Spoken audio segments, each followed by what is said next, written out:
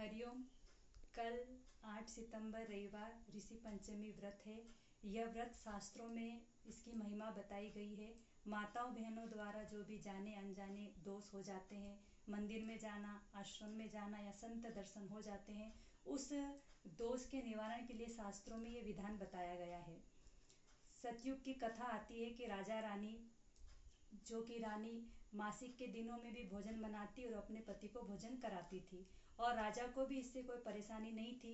और इसी क्रम के चलते हुए जब उनकी मृत्यु हुई तो इसी मासिक धर्म के दोष की वजह से उनको जो दूसरा जन्म मिला वो कुत्ते और बैल का मिला, और संयोग से उन्हीं के पुत्र के घर में उनका आना हुआ। और उनका जो बेटा था वो पूर्व जन्म की बातों का जब उसे पता चलता है, क्योंकि वो पशुओं की भाषा जानता था, उनने ऋषियों से और शास्त्रों से इस बात का पता किया, तो उसे पता चला है कि मासिक धर्म का पालन न करने की वजह से उनको इस नीच योनि की प्राप्ति हुई। तब किसी संतों के बताने पर ऋषि पंचमी का व्रत विधि विधान से करने से उनके माता पिता को इस दोष का निवारण हुआ और उस योनि से उनकी मुक्ति हुई।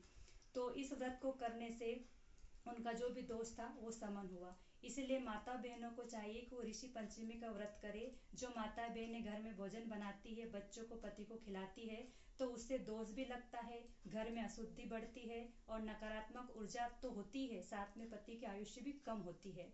तो ऋषि पंचमी के दिन में सुबह जल्दी उठकर स्नान करें। स्नान के पश्चात घर के आसपास जो नदी हो, तालाब हो, सरोवर है, उसमें जा करके गोमूत्र का लगा करके, गोबर का लेप करके, उपटन से नदी तालाब में 108 बार डुबकी लगाकर स्नान करें। लेकिन अगर ये सब संभव न हो तो घर में भी आप व्रत कर सकते हैं।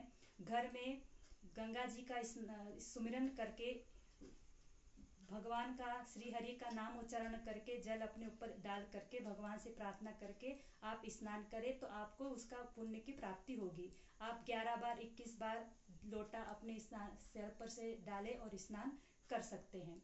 और विधि विधान से सप्त ऋषियों की स्थापना करके पूजन करें और हाथ में चावल लेकर कथा का श्रवण करें। पूजन का शुभ मुहूर्त है 11:03 से 1:34 तक।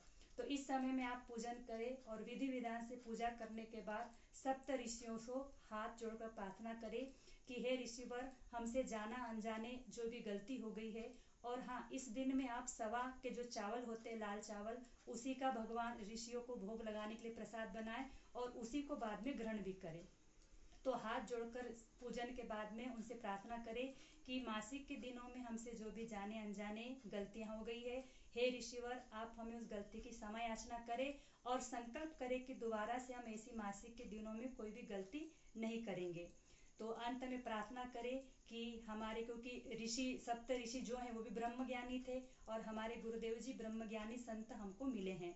तो चरणों में प्रार्थना करें कि हे सप्तऋषि, हमारे गुरुदेव जी स्वस्थ रहें, सुरक्षित रहें और हम सबके बीच में जल्दी आए और हम सबको उनका सानिध्य प्राप्त हो और हमारी गुरु भक्ति बढ़े, गुरु के चरणों में प्रीति बढ़े, श्रद्धा बढ़े, ऐसी प्रार्थना करें। हरिओम।